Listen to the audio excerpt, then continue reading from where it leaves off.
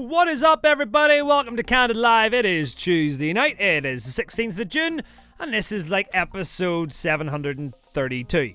No, I'm only kidding. Guys, it's great to see you. Make sure that you comment. Let me know who is here, who is watching, and feel free to share this as well. Get it out to the world, to the public, to everybody and their mother, because they all deserve to see some positivity and love here tonight on Candid Live.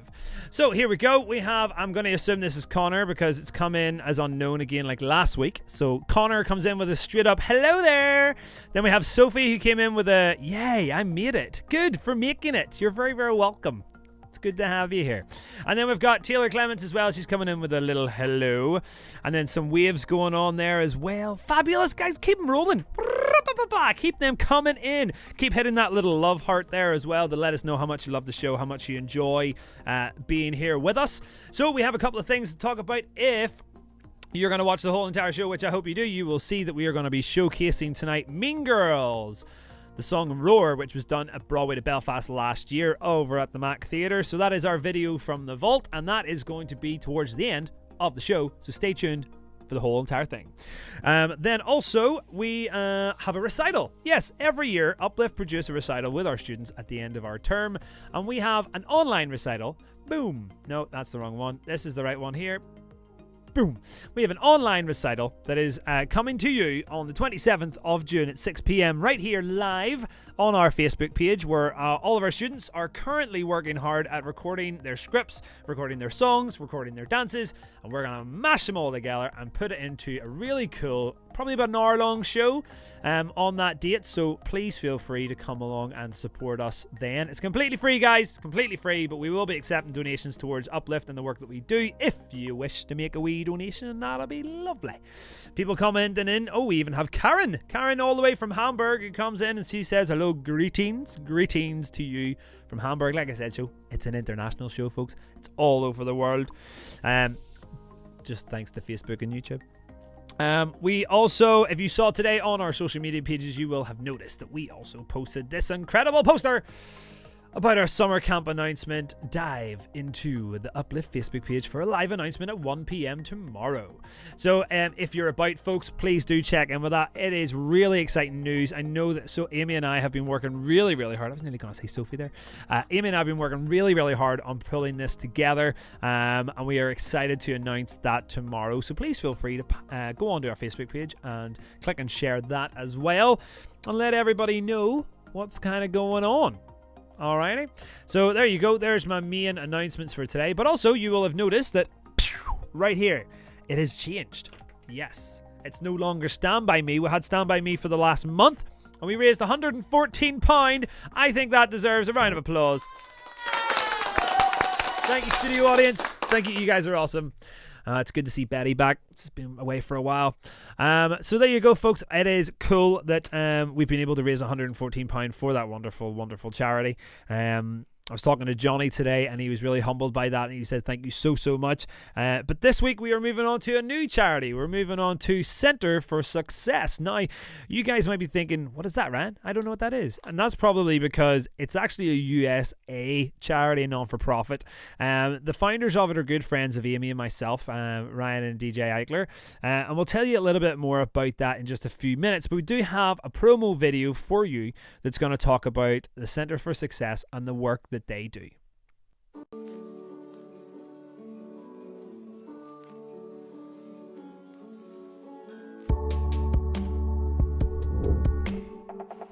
I feel like I have such a unique opportunity to be a part of the village, you know, that helps like shape these students.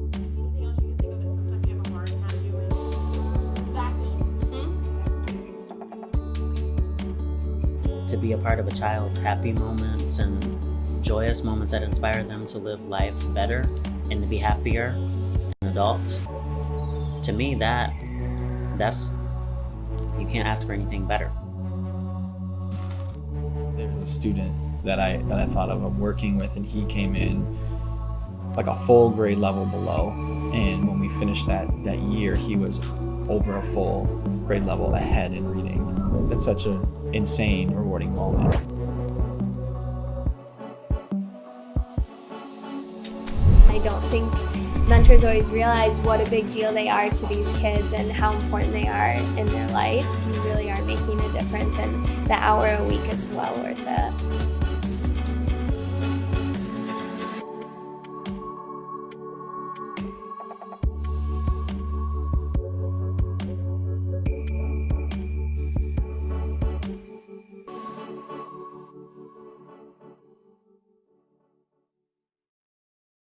So there you go, folks. That is Center for Success. Let me tell you, here's a brief bit of information from the website just to give you a bit of an idea about it. It's good to see. We've got 14 people watching so far. Guys, it's very welcome. Make sure you keep commenting as our numbers go up. Let us know who you are, where you're watching from, and comments coming in there. Hey guys, can't wait to see it. All that kind of stuff. I love it. Okay, so the Center for Success Network was born out of a desire to make a difference in the next generation. From the onset, we believe that if we make a difference in the life of a child, we will impact generations to come. Founded by Ryan and DJ Eichler in 2013 in Pontiac, the Center of Success is committed to empowering youth and families to live successful lives. So that is our charity of choice for this week. Guys, if you have donated in the past, please feel free to do so again. If you haven't donated at all yet, again, feel free to just click on the URL that I've posted into the link, or if you want to use the wee QR code down here, you can feel free to do that as well. So, we are now going to move on to the main point of Candid Live and why we are here this evening, because I have a very special guest, somebody who's very dear to my heart, and I'm blessed to have him on the show. Ladies and gentlemen, my studio audience, if we could again, round of applause for Mr. Jay O'Neill. Oh yeah. Oh, hold on. I've got another one for you. Yes. Hey, buddy. Hey, man. It's good to see you. Let's get that name up there as well. Dude. Oh, I feel so important now. Do you? Just, I know I don't even have my name up on it, but you've got your name there. So, that's the main thing. That's the main thing. So it's all good. How are you, brother? You keeping well? I am doing well. I'm doing very, very well. In the midst of all this craziness, I have found joy in some of the most bizarre ways. It's been awesome. I love that. I love that. We've got a couple of people already commented in just straight up with, hey, Jay, or yes, J-Bo. And literally, they're just popping in here, popping in. Just boom, boom, boom, boom. Keep them coming, guys. Keep those We Love hearts coming as well. Keep sharing this. Yeah. Now, Jay, I said this to you before the start of the show. We have a little game that we like to play with all of our celebrity guests. Come on. That's what I call you. You're all my celebrity guests. I know. Blush, blush, blush. But basically, it's a game called the 30-second name game. So what I'm going to do is first of all, I'm going to change our music. There we go. Just to give us a bit more of a feel of a game show.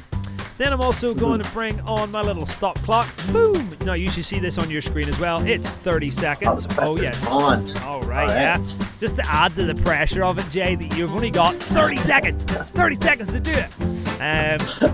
So basically, Jay, you have 30 seconds, okay, from when I say go, to name as many soft drinks as you can. Ready, go. Coca-Cola, Pepsi, RC Cola, Fanta, Schweppes Ginger Ale, Canada Dry. Halfway through. Don't turn off rain. Stay with me. Crush. Come on, Jay. You have less than 10 seconds. Oh no! Just give me one more. Right. Yay! Oh my day! Man, my heart. Do you know what I love? Do you know what I love about that game? I love the fact people are commenting as well right now who are coming in. They're like sharing like Club Lemon, Sprite, Coke, Fanta. Like it's all coming in the comments. They're trying to help you out. I love it. But soft drinks, that's not a bad one. And I love the fact that you use so many American different drinks as well. Like the UK side of people over here are like RC Cola. What? And they're like Crush. They're like Crush. What is Crush? You know. But Jay, you did an amazing job. You actually got a grand total of 8. All right. Jay, that puts you mid-table. My man. 8 points. That's good. That's a solid round, that one. 8. Because you think to yourself, 30 seconds is difficult, because I always tell everybody, it's like you have karaoke syndrome. You know, whenever you see karaoke in the corner and you go, oh, I want to sing a song. And you spend most of your night trying to figure out what you want to sing. Because like, not everything pops into your head straight away. That's the same thing about that game. You just kind of sit there and brain fart. That's great. So Jay, mate, tell us a wee bit about your history. Tell us a wee bit about your childhood, where you grew up, a bit about yourself. Absolutely. Okay. So I'm originally from West Philadelphia. Maybe you're born and raised? Very similar to Will Smith, so I had to hear that theme song my entire life. Anytime I told somebody where I'm from. I love it. I love it. I'm the youngest of 3 boys. We lived in Philadelphia until I was born in '86.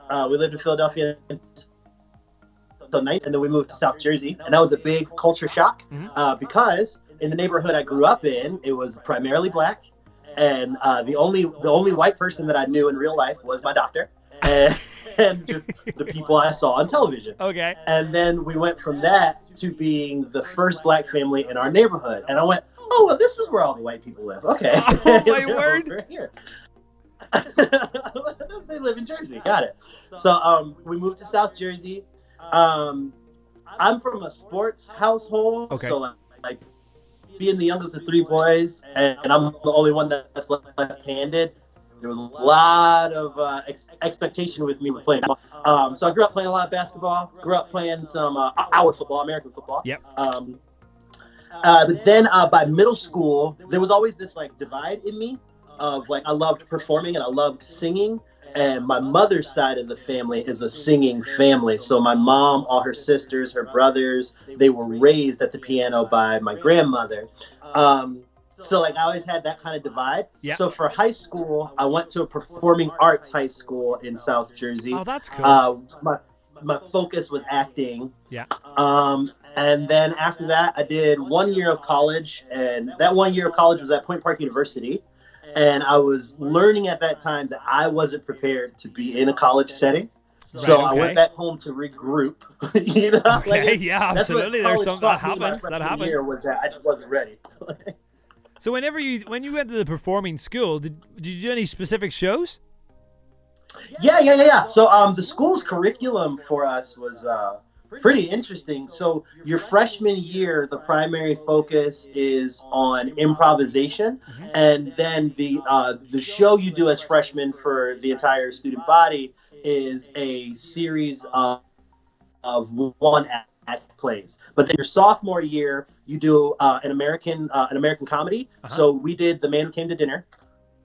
Then your junior year, you do an American drama. And our American drama was The Crucible. It was at 17, that is a heavy show to do. I was just going to say, now that's funny you mentioned that, because that's 2 different places I've seen over here with youth people in general out of university or NRC, which is North Regional College. They always seem to do The Crucible as well. And that is a heavy, crazy show. It's hard, man. Yeah. It's a hard show to do. And then your senior year, you do Shakespeare. And we did, it's 2004. What did we do? That's Much Ado About Nothing. Much to do with nothing. Right, okay.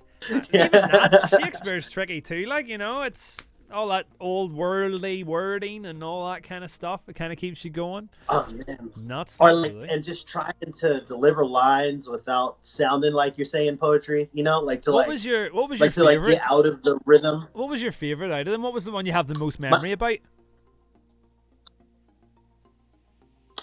Probably The Man Who Came to Dinner, because I feel like I connected with a part of myself. Are you familiar with the play? No. Well, basically it's, set in like earlier 1900s, like the 1940s-ish, and like this very esteemed colleague goes to this very rich family's home to have dinner. He hurts his ankle, and then he's trapped there in their home for like another week, and madness ensues. Well, the character that I played was a character named Banjo, and this was the first spoken dialogue ever on stage by Harpo Marx, who was famously the quiet one of the three Marx brothers. Yeah. Of the play, and when he comes in, he's kind of like a driving force behind the story. It's a lot of gags and silliness, but also, Harpo Marx is speaking on stage. So like learning that history was really cool, but also I've learned a lot about myself as a performer, and like that kind of like cameo, come in, punch a couple things really quick and then run away actually became pretty thematic in my career as a performer. I love it. Absolutely. So then, did you pick up any instruments when you were at college? Like in like performing arts, was it all just acting and singing, or did you start like playing guitar, drums, piano, anything like that? Our focus was acting, like that's what we studied, but we had a lot of extracurriculars. My freshman and sophomore year, we actually had choirs in the school, but I had been singing my entire life anyway because of my mother's side of the family. Right. But funny enough, we've jammed together quite a few times in our life. But like playing guitar and drums and all that stuff, my interest for playing instruments, it actually didn't come about until I heard Tupac's Thug's Mansion and the entire song. I love it. What an inspiration! But like the entire song is like he's just saying these beautiful, beautiful lyrics about like finding peace and rest and all this stuff, and it's just a guitar playing. I was like, whatever that noise is in the background, I need to figure out how to make that. Because I'm gonna learn how to do that. I love that. I love that. So then, how did you go from that? So you were in the college, right? And then how did you end up with the Young Americans? Because that's how we know each other. So how did that kind of path come together? Luck. My best friend Kevin Hurley was in the group at the time. He was a new kid in 2004. Anyone that's watching, I'm sure you've heard Ryan talk about what new kids are. But that's what would be your freshman year, right? He joined in 2004, and he did his thing and now was touring. And at the time, creative director Bill was looking for someone to go on tour. Yeah. And he happened to be directing on Kevin's tour. And they happened to be in New York City. And I happened to have not seen my best friend in quite a few months, so I wanted to go up and surprise him. Uh-huh. And Kevin and I happened to get off the subway together. And we happened to bump into Bill on the way to rehearsal. And Bill just so had happened to be talking to Robin about how he needs a guy anybody will do. And he just so happened to turn around and be like, that guy, he looks like a Young American. And then I watched. That guy looks like a Young American. He's that guy. That guy. I watched the day of workshop. Yeah. He had asked me a couple questions about like my life and stuff, and I was like, well, Kevin and I, we went to school together. We were performers, and I'm kind of in between and figuring out what I want to do. I was in school, but it wasn't for me. Yeah. Then he asked if I liked kids, and I was like, oh. Yeah, I work at a camp for kids with special needs every year. I've done that since I was like 13. And then he asked me to sing for him at the audition, and I did. And he said, this is very weird, and it's going to sound like a long shot, but we need you and your voice to fill a spot on a tour. Would you like to go? So how long was this into the tour when you met him? It's like workshop number 5? 6 hours. 6 hours? 6 hours. You just gotta love how the man works, don't you? You just gotta love how the brain works of Bill Brawley. I love it. Yeah, man, that guy can call it from miles out. Unbelievable. It's crazy. And to think that that's how you started, to then the many years you went through that group in because even whenever I started joining the group, you were seen as an absolute legend in the group, and even nowadays you're still a legend in the group. And to get to there, but then also you kind of did a 360 the same as me, where you ended up going out as a guest director as well for them. Yeah. So that's so cool that's the way that kind of happened. So you literally, what was what was the conversation with your mother whenever you had to go back and say, hey, so some director guy just asked me to go out on 3 months of a tour. What do you say, Mom? To the UK, moreover. Oh my days! Yeah. I had never left the country at that point. Man, it was so. Speaking to my parents was it was almost like I was trying to wipe the Kool-Aid off of my face from this cult that I had just joined. You know what I mean? Yeah, right. Like they could not grab the concept at all.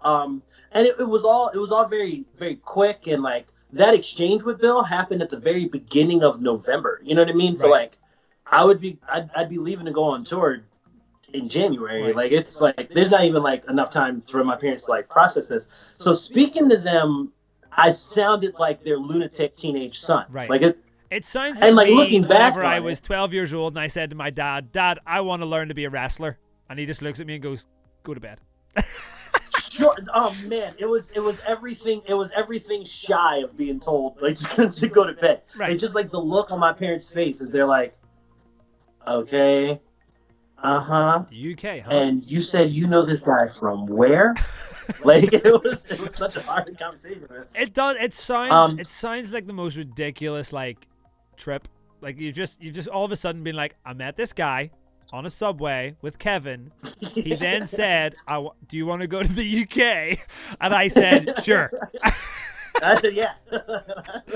Jay, that's class. That's class. So then did you go out after Christmas for rehearsals and all that kind of stuff? You did all. Yeah. So that must have been a bit of a first- whirlwind, like. Oh my gosh, man! It was the whole process was like. Oh, I was basically flipped upside down on my head. no prior because, training, okay, just straight into rehearsals. Here you go. Oh, just in there, and like you know how the young Americans are, man. Everybody's super happy-go-lucky. Bro, I'm from Philly, like you're not just like skipping and clicking your heels everywhere you go. like it's like a different MO. But when I got there, it was very easy to fall in love with the energy because even though I come from the East Coast, there's I grew up in a family with a lot of love, and when you walk into that warehouse and you just see a whole bunch of people like holding hands, guys, girls, guys, just holding hands together and just singing a song with no kind of qualm whatsoever. Yeah.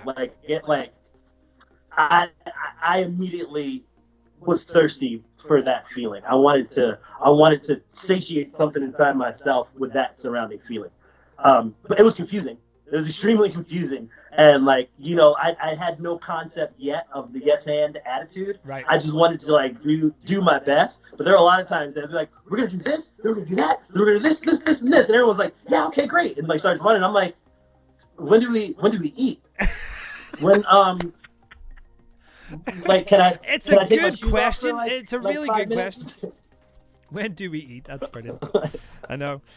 But you know what? I think that's the strangely addictive part of the group is that whole, all right, let's do it, let's get it done, let's do it for each other, let's work hard. And it's why certain groups that have expanded out of the Young Americans have done so well, because they've went and they've actually recruited from the same organization. We look at our good friend Nick Samino, who is absolutely tearing it up with his company, and you just think, wow. But because part of it is the recruitment of making sure that he puts these people in place who have that work ethic.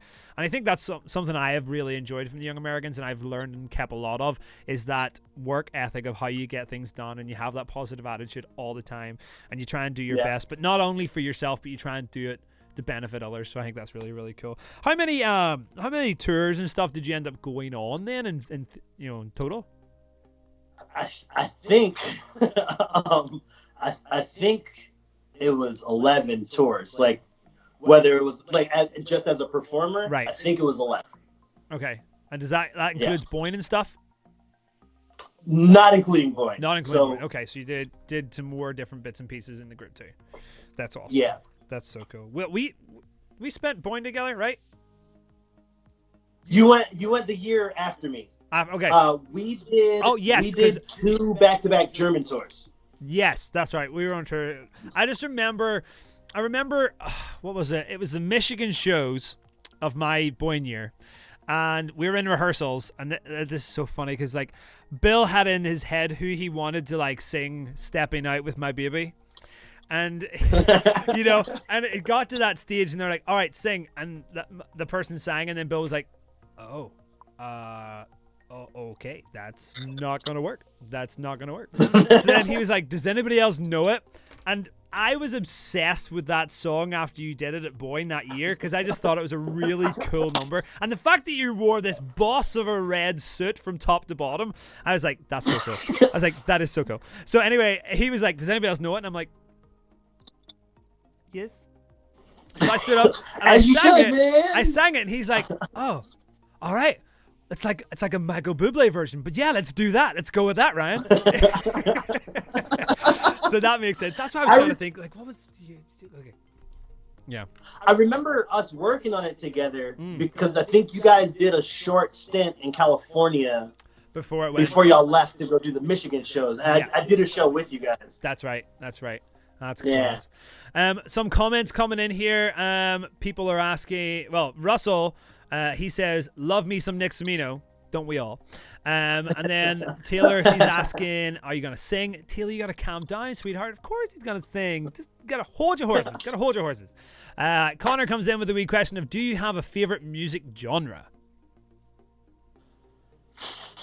I mean, if I were to, like, off the cuff, I'm going to say hip hop. Like, that's sure. Like, that is the spine of my music education when I was a kid. Yeah. But like, if I were to say like my favorite genre that I like to play, right, or whatnot, it's like I like that like folky vibe, you know, that like early 2000s John Mayer kind of energy. I'm a big fan of that. I'm a sucker for a 6-string and a cool baritone. Oh, it's Chris Smith all over, like, isn't it really?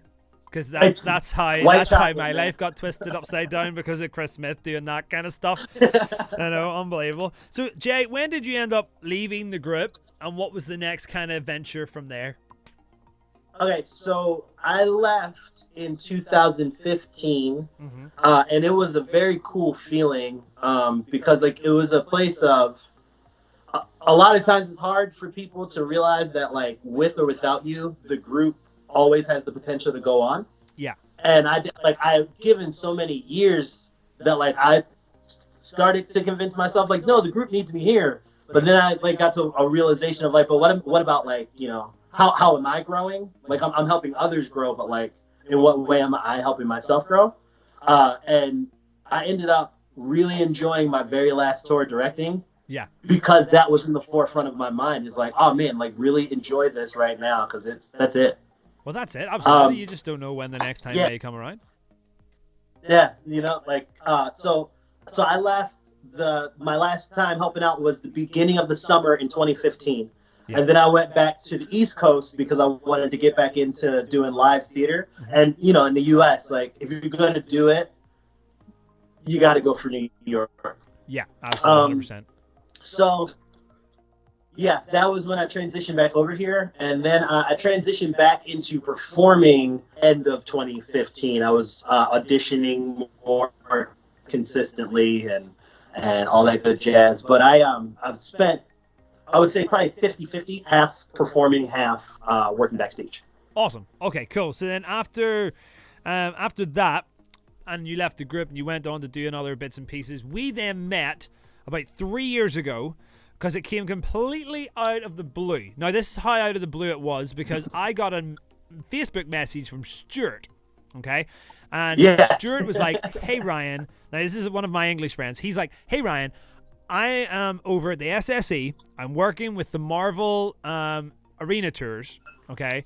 And looking to see if you want to meet up. And I'm like, yeah, let's do it. And then he starts like reaming off names, right? Like Andrew Fields, blah, blah, blah, and Bill. And I'm like, oh, okay, cool. And then he's like, oh, yeah, and then I think we'll meet at the Crown Bar because it's across from our hotel. We'll meet there at like 11 o'clock and Jay will come. And I'm like, Jay who? And he's like, Jay O'Neill. I'm like, no! Jay's in Northern Ireland. So then we end up going there, and I was gonna get a picture, and I fully forgot. But there's a picture on my Facebook of us all just in the Crown Bar having a Guinness, talking away, and that was literally 3 years ago that you were over. Yeah. But tell the wonderful people on our channel, what were you doing in good old Northern Ireland at the SSE with the Marvel team? So the Marvel tour that we were doing was called the Marvel Universe Live. Yeah. It's a big stunt show. I mean, it's like take all your favorite Marvel characters and superheroes and put them in an arena with like motocross bikes and explosions and just let them fist fight, and that was the show. Right. My job, along with at the time it was Bill Davis and Cameron Cottrell. We were 3 of the 4 that were on the carpentry team. So we built the physical set for the show, which is like massive ramps for motorcycles.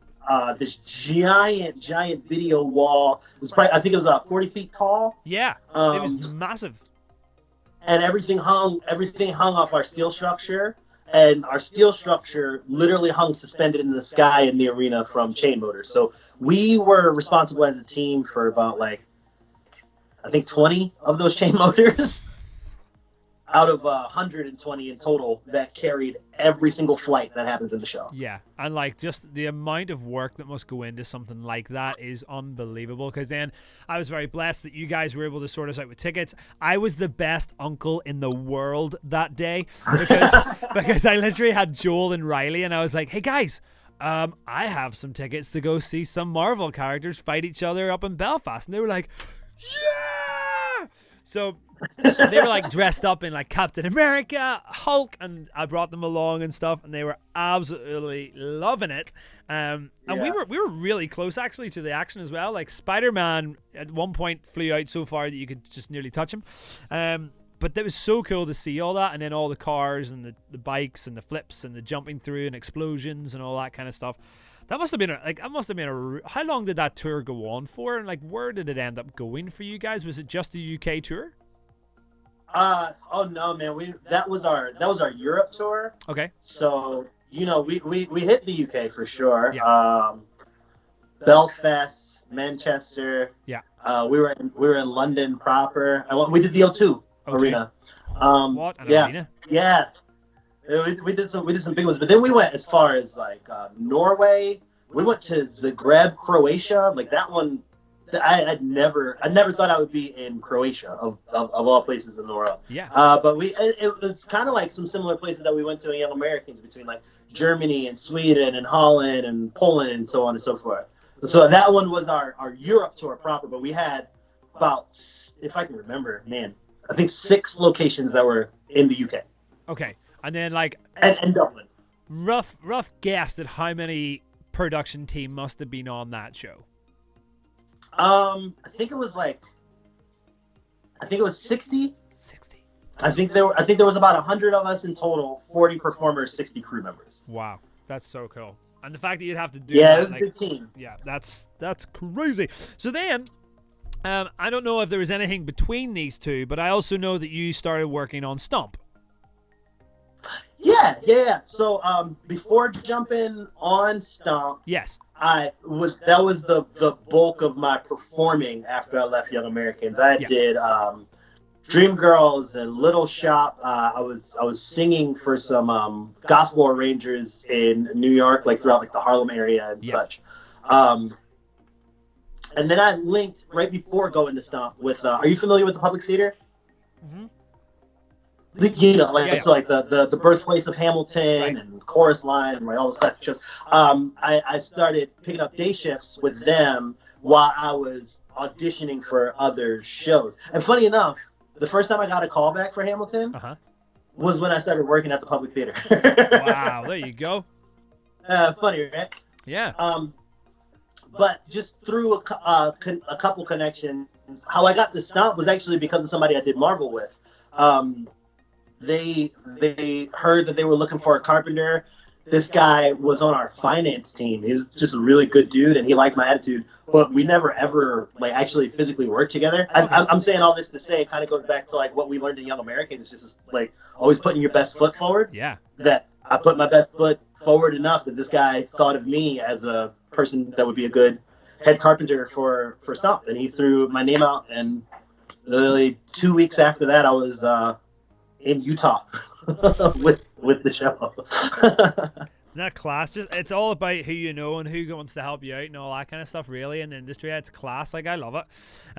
It's good because if you make a good impression, people are going to remember that. Do you know what I mean? And like you said, it comes back to what we learned whenever we were in the Young Americans. So you did the same kind of thing with Stomp as well, kind of sets and bits and pieces like that. Yeah. Yeah. So, no, but this one, I was very thankful that this was my first time being the head of a carpentry department. Awesome. I was very thankful because it was a significantly smaller show than the Marvel Universe Live. Right. So, you know what I mean? Like, I wasn't just being like immediately thrown to the wolves the first time that I would be the head of the department. But this one, it's I like to tell people that on the show I professionally hang trash. Like, that's my job. Professionally hang trash. Oh, that's hilarious. That's brilliant. Yeah, it's really cool, and you'd be surprised how much upkeep it takes to keep trash looking good consistently. Wow.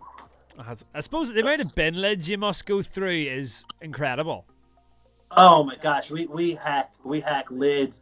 The one that we destroy constantly are brooms. Brooms, yeah. Oh man, we pulverize brooms. Oh dear. Now, funny enough, you talk about Stomp. Let's go back. Let's take it back a wee bit, right? Because the first time I ever saw the Young Americans, right, was on a UK tour when they came to my school. But the opening routine was from Stomp. Now, not the Stomp that we did when we were on tour with the feet and all that kind of stuff. This was like full on bin lids and trash cans, and they had this like cymbal rack. Yeah. When you went out on your UK tour, was that something similar? That when I went on my UK tour, we had just changed the show from that number. Okay. It's like that number. When I saw the Young Americans workshop before I auditioned, I remember watching that and going, "Man, if they give me a pair of sticks, it's over." Because that's what hooked me in. Because I was a drummer in my school, and the teacher knew that if I saw that, I would be like all over it. And that's how I originally got into it. Was that Stomp routine, and doing that. I was like, "Oh yeah, I'll do that all day long. Thanks very much." I do remember though. I remember on my tour, your family played for us. And I always forget the name of that traditional drum. Oh, the boron. You slot the mallet. Yeah, the boron. Oh my gosh, I remember your whole family just shredding that thing to bits, man. I love it. So we're obviously into COVID-19. Life has taken a bit of a drastic turn. You were talking before we came on the show, and we learned that you were literally like the show was. You were there on Friday. Show got cancelled on the Saturday, and then funny story. Tell us about what happened by the Monday. Oh, by the Monday. Oh man. Okay, so we're on tour. Yeah. We're in Lancaster, Pennsylvania. We get canceled. We have to figure out what we're gonna do. They tell us like, "Hey, by Monday, you guys are gone." I just so happened to be 1 hour away from my parents.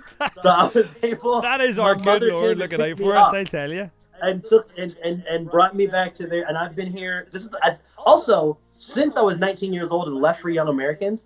This is the longest I've been in South Jersey. Like, I've been in my parents' home since the in my life. Wow. It's been so cool. Like, so that's where I say like I've found little joys in the most bizarre things. Like, yeah, I found joy being able to like spend time with my folks. It's like I'm getting to know my parents again. It's been cool. Dude, that's awesome. That is so cool. That is so cool. I love that. So what are you doing now with the whole COVID? You were saying earlier on about being creative and doing some stuff. Are you back to kind of jamming and creating music again, or what's kind of the dealio?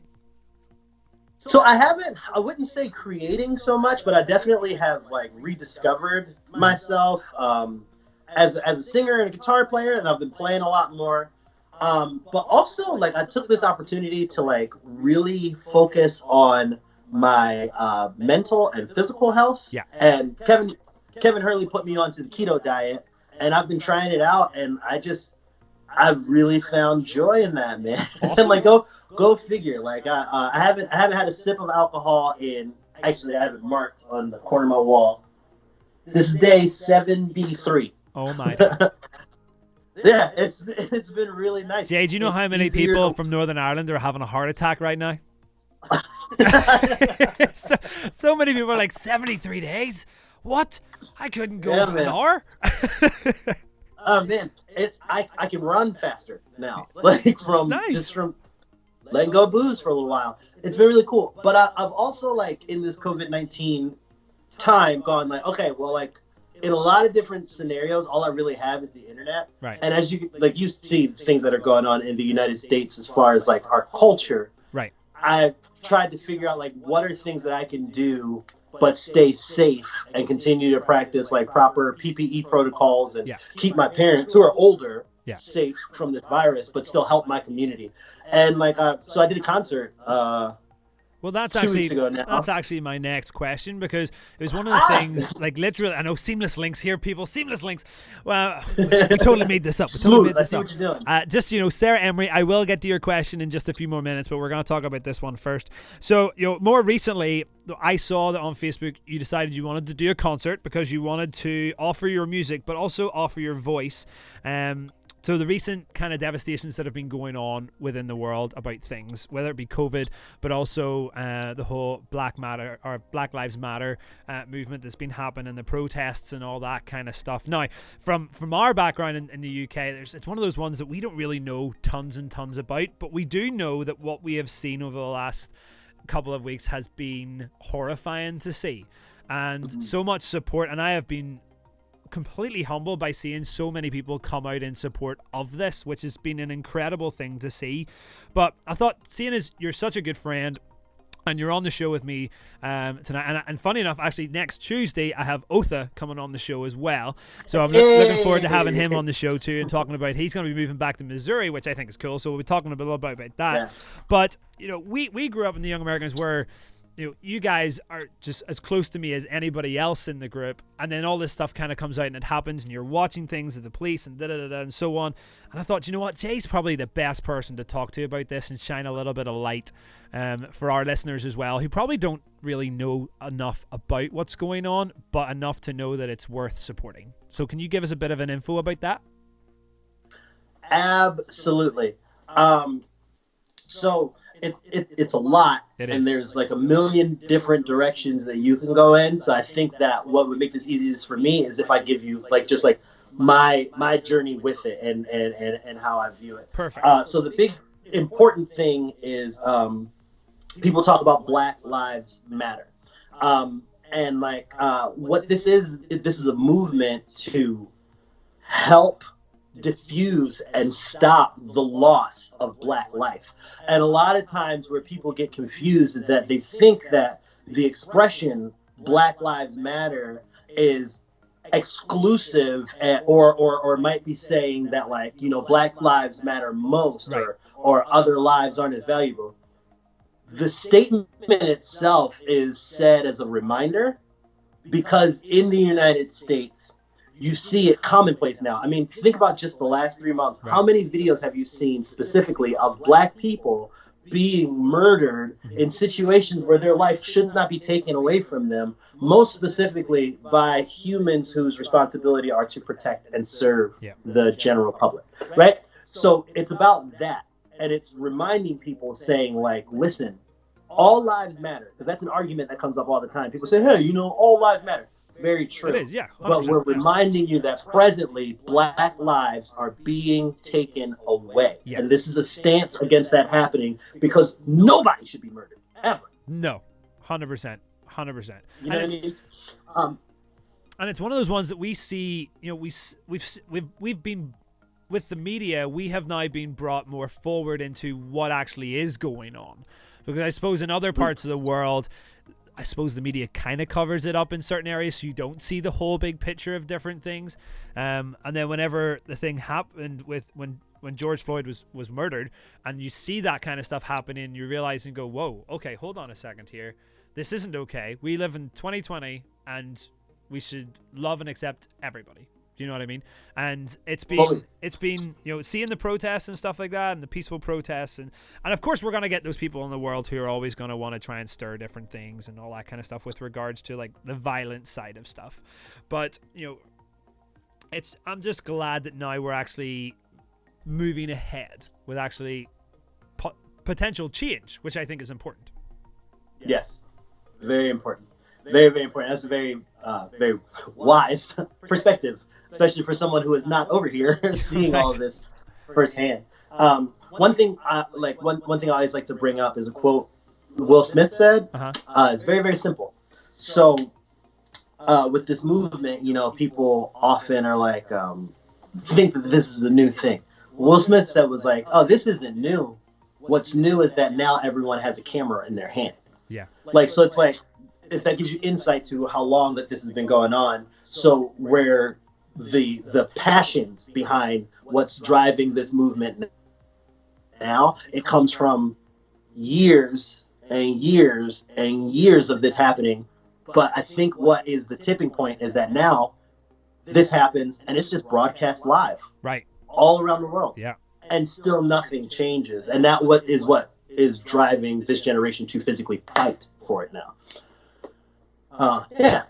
Awesome. That's what that movement is. Thanks, buddy. Thanks. So, guys, You're welcome. do get back in support. I love it. I love it. I love it. We'll go back to Sarah Emery's question, right? Sarah is our good friend from Canada.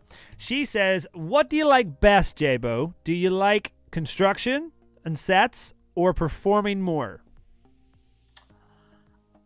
Performing. Yeah, easily. that's what I was thinking. Yeah. It's no questions asked. I've enjoyed set building and things, but those skills came more from a necessity to pay my rent. Yeah. Rather than, and there's a real buzz whenever you're performing it's definitely as well. performing. Nothing really takes over that buzz whenever you're performing, when you can get up on stage, you've got the butterflies going and all that kind of stuff. Now, we spoke about a concert, right? So we'll go back to Taylor's question earlier on, who was like, is he going to sing for us?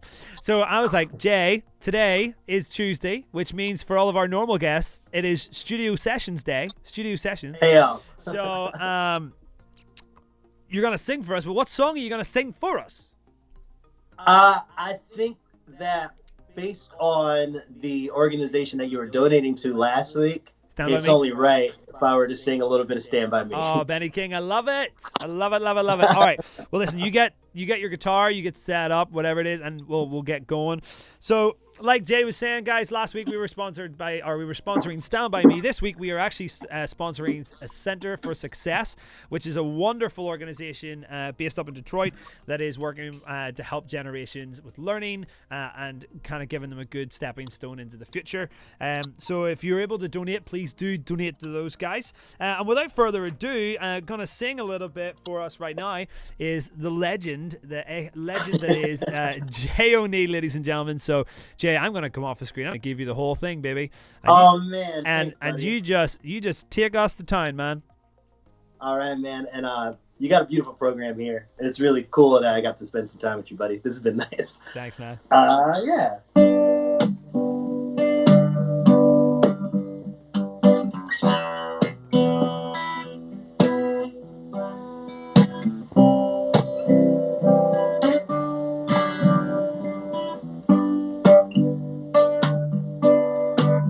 When the night has come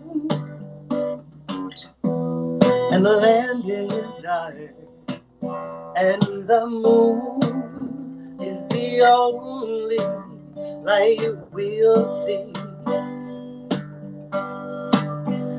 No, I won't be afraid. No, I won't be afraid.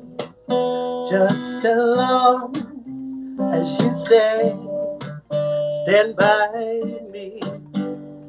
So darling, stand by me.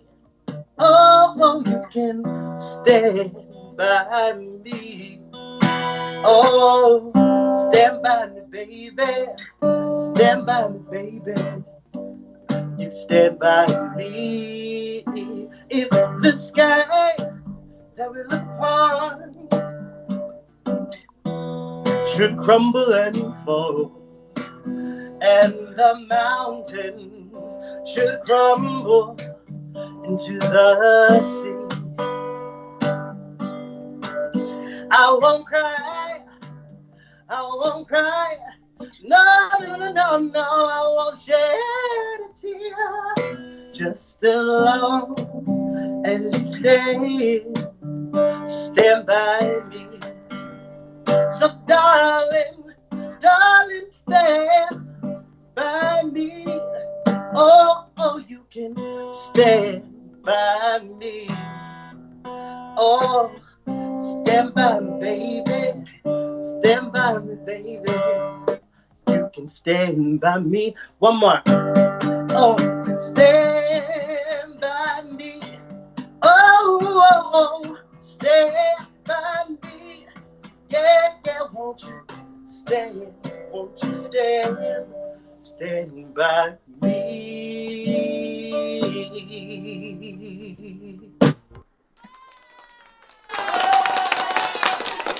Awesome, Jay. Awesome, my friend. Absolutely loving it. Tearing it up there on the guitar. Comments coming in galore. His guitar playing is amazing. I'll throw this one up on the screen so you can see that one. Taylor Clements coming in with that. And then also Connor. Yeah, really enjoying it. Love it, love it, love it. Beautiful voice. Love hearing you from J-Bo. I appreciate you guys. All these great comments coming in. Mate, thank you very much for doing that. I really appreciate that. Giving us a little bit of fun positivity on this Tuesday. I don't know. The weather over here has been incredible. Like, if you know Northern Ireland in general, it's never great, but we have had amazing weather over the last couple of days. Now, in saying that, the weather forecast for the next 5 days is all rain, but we'll stay positive until it comes. But that's all cool. Jay, I wish you all the very best and success for whatever happens after COVID or during, and seeing how we kind of go with it. Keep in touch, my friend, and I'm sure we'll see each other very, very, very soon. If you want to wait along and watch the rest of the show when we're off screen, feel free to do so, and I'll catch up with you afterwards. Does that sound good? Absolutely. Dude, thank you so much for having me, and bless you, bless your art, bless your family, and bless what you're doing, brother. I miss you. Thanks, mate. We will see each other very, very soon. Thanks, brother. I'll see you soon. Ciao. So, guys, there you go. That was Jay O'Neill, Jason O'Neill from all the way over in New Jersey. Absolutely a legend of a fella. And I hope you enjoyed the interview. Lots of people commenting and saying that it's a great interview, so thank you for that. Keep commenting. A couple of bye-byes and things like that coming in now as well for Jay, so thank you for that. Folks, on Thursday, we have a double bill. We have two guests joining me in the studio on Thursday. We have Robbie and Heather Henson. It's an American double bill this week for Tuesdays and Thursday. These guys are the owners of Pioneer Playhouse, which is based over in Danville, Kentucky. So they're good friends of ours over there. They're directors, producers, and also writers. And they've a number of different books out there. And Robbie would do a number of different directing jobs over in New York as well. So please do make sure you stay tuned in for that one as well. It'll be great to have them on the show. Now we're going to move on to the video from The Vault, which I know a lot of you guys look forward to. This is Roar from Mean Girls. This was our Broadway to Belfast production last year, and we hope you really enjoy it. So now over to Lucy and the team for this one. Enjoy. I'm 16, living in paradise with the lions and birds and stuff, but I'm 16 and it's not enough. I'm alone, I mean there's mom and dad and the animals we observe, but frankly they're all on my last nerve. Nobody on the savannah understands. None of my closest friends even have plans. The dreams exciting me like a fire igniting me. I tried to confide in my lungs, but they keep biting me. Did you ever get the feeling everybody else is happy? Everybody else has friends, and they're better friends than yours. It's a very recent feeling, but it's running through my body and it roars. It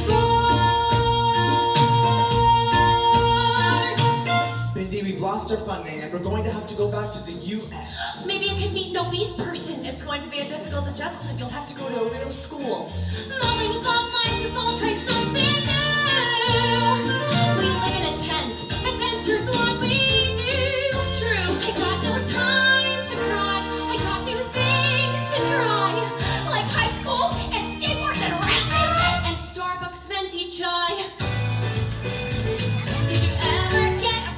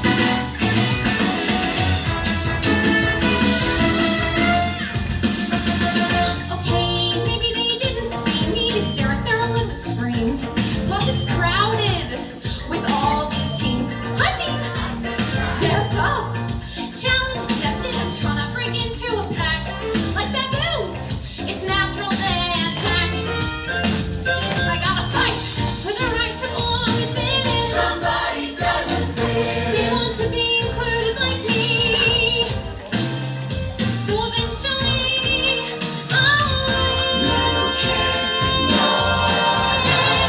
I'll win. Just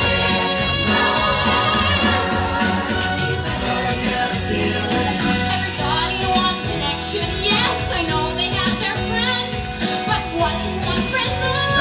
'Cause I know they hold this feeling, so I brush off their rejection at our core. Just ignore her. Can't ignore. Just ignore her.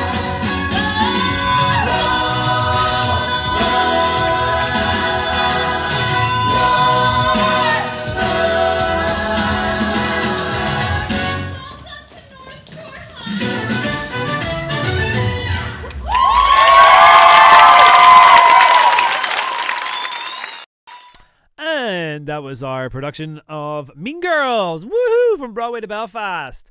Obviously, our summer is going to look a lot different this year, but we will remain to stay positive. And one of the facts of that, folks, is just to reiterate what is happening tomorrow. Please make sure you tune in at 1 o'clock as we announce our summer camp announcement and kind of give you more details about that and a few different things. So tomorrow, 1 o'clock, here on our Facebook page, please do come along and join us. Apart from that, let's finish off with our positive quote of the day. Happiness keeps you sweet, trials keep you strong, sorrows keep you human, failures keep you humble. Success keeps you growing, but only God keeps you going.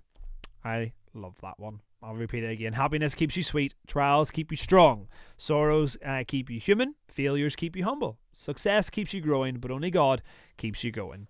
So guys, thank you very much for tuning in to Candid Live here tonight. If you're watching this later on, or maybe a day later or whatever, thank you again for watching, helping our likes and comments and all that kind of stuff go up on our social media pages. Please do tell people about the work that Uplift does. If you can, share our Facebook page and get more likes. That would be amazing, because then we can affect more people out there on social media. So apart from that, guys, good night. God bless. Take care. Stay safe. And I will see you all on Thursday night with Robbie and Heather Henson. Good night, and see you at 1 o'clock also tomorrow. Bye.